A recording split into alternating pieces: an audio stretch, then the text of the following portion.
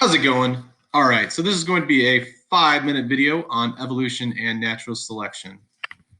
Let's start with the definition of natural selection. Natural selection is a theory which explains how traits in a population change over time.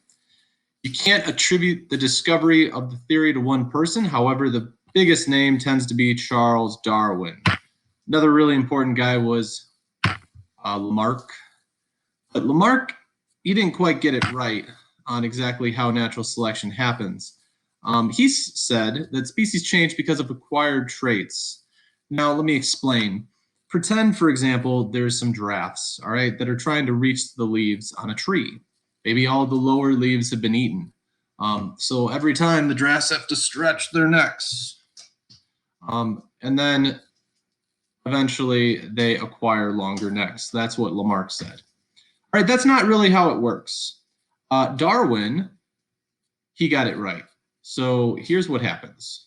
There's giraffes with short necks and there's giraffes with tall necks. The giraffes with the tall necks are able to reach the leaves at the top of the tree and they live. The short-necked giraffes, they die. All right, and all the giraffes end up being tall-necked because those were the ones that ended up passing on the traits. A little bit more about Charles Darwin.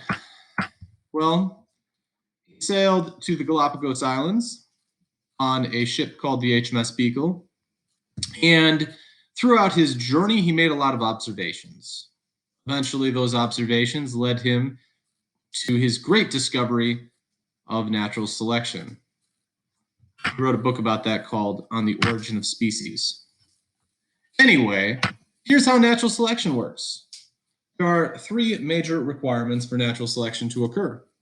First, there must be variation between species. In other words, no individual in a population is exactly the same as the others. Okay, we're not all clones of each other. There's differences in color and size and speed, all sorts of differences. The next requirement of evolution is that this variation is able to be passed on to offspring. Offspring are like children, babies, progeny. Anyway, and then the third requirement is that individuals vary in their ability to survive and reproduce. That's called selective advantage. So those are 3 requirements. Let's look at this visually. Here's a picture. Okay, so this picture is showing variation in frogs. Some frogs have spots, some do not have spots. Some have yellow spots, some have blue spots. If I were a bird, I wouldn't want to eat a frog with yellow spots because it might be poisonous. So that's variation. All right, heritability. This means that parents pass on their traits to their children. Take, for example, these famous actors and how their children look like them.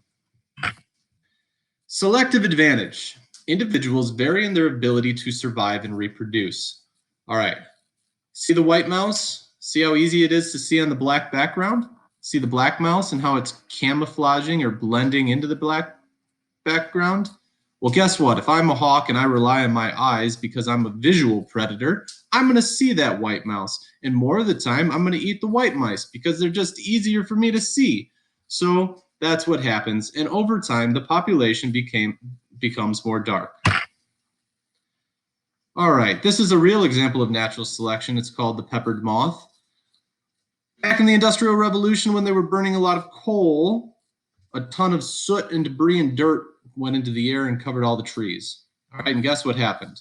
The black moths were harder to see, the light moths were easier to see, so the population became more black. But then eventually people are like, let's not pollute the world so much, and then the white moths made a comeback. All right, adaptations. These are traits that help an organism survive and reproduce. There's lots of examples of adaptations. This camouflage frog, its camouflage is an adaptation. This bird with super long legs, that's an adaptation to help it walk in the water. Fitness. Fitness does not mean going to the gym. In biology, fitness describes how well an organism can survive and reproduce in its environment. Take, for example, this cheetah. It's super fast, but how would it do in the ocean? It would die because it's not fit in the ocean. The shark, however, is. But put the shark in the African savanna, and you know what would happen.